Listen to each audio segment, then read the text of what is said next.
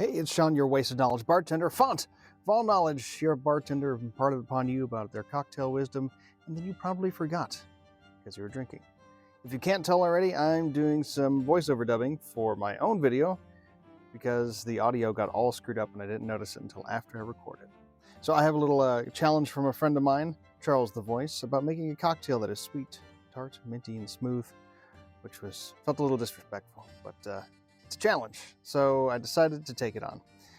There's a couple ways you can go about making something creamy, and I'm trying to match up the points that I think I'm making when I said and I recorded this video, so we're doing our best here.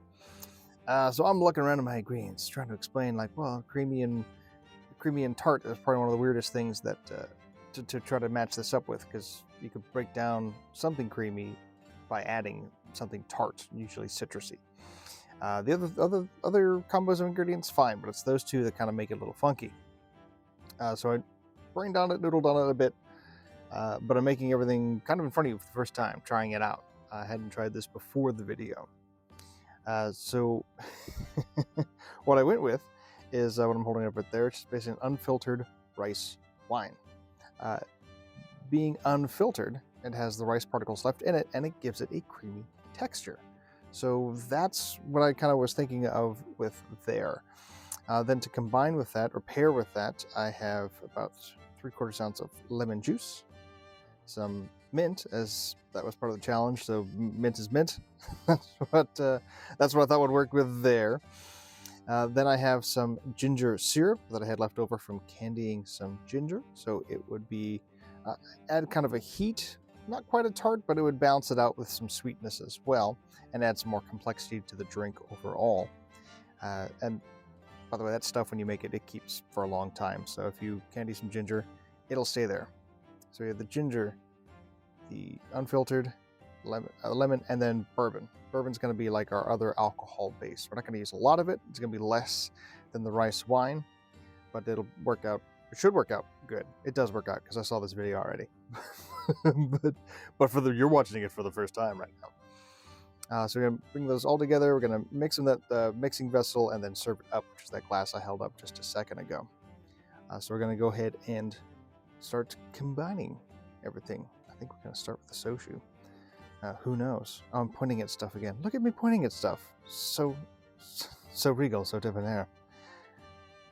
Gosh, I hope we're starting to throw things in there. Oh, we're going to start with the mint. So I have both mint for a garnish and mint with mixing for everything. So I held up the garnish right there. That's my little stem.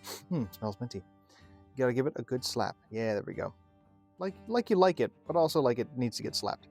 So you should smell some sweet oils coming off your hands after you slap it. The nice thing about slapping it is it releases the sweet oils and keeps some of the bitter ones in. So I already did my lemon juice. I'm going to do about 1/2 ounce of ginger simple. Excuse me. You can use a little bit more if you like it sweeter, a little bit less. Same with the lemon juice, but I like the 3/4 ounce lemon to about 1/2 ounce ginger syrup there.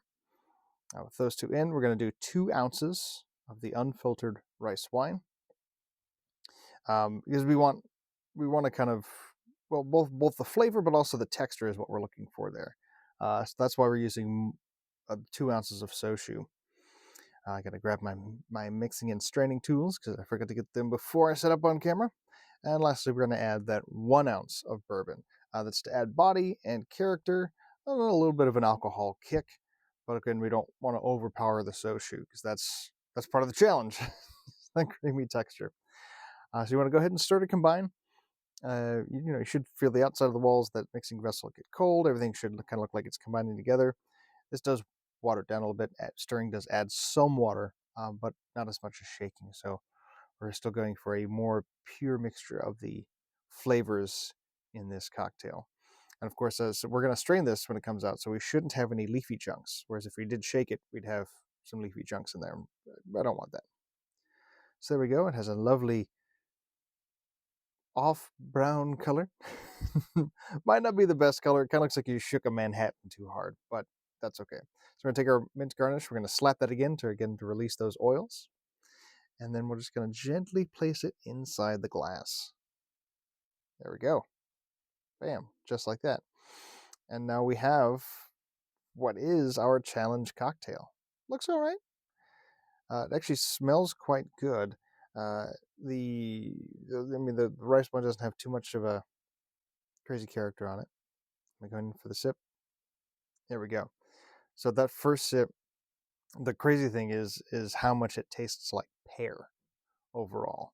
Uh, Slightly like a spiced pear. I think that's really the sake coming out on it, which is fine. Like honestly, a spicy minty pear cocktail is great. It's got the tanginess on there. The pear comes up first, and then it kind of mellows out into a how do I describe it?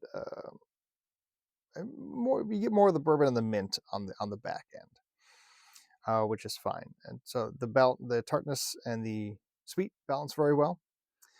The only thing that ends up really not quite hitting as much in the balance of the cocktail is the creaminess, which is, like I said, I mentioned before, it's kind of hard to do. Not a bad thing. The creaminess really in this is kind of like a 6 out of 10, 7 out of 10. It's there. Didn't knock the creaminess out of the park, but it's still good and it's drinkable, which is probably the really important thing. It tastes good. The balance of flavors is there, even if the presence of creaminess didn't quite make it all the way to the top.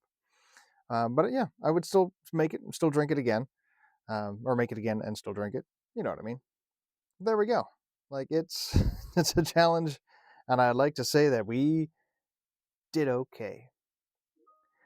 So we're coming up on the end of the video. I can't remember what else I'm saying here. I'm probably talking about some shows I have at Dragon Con, which is the weekend after that I filmed this, but it is, or before I filmed this, and now it's after.